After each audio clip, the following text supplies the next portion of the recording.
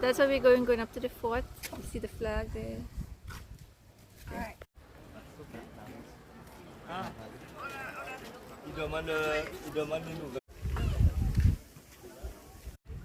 So we just got here to the fort, Fort Napoleon.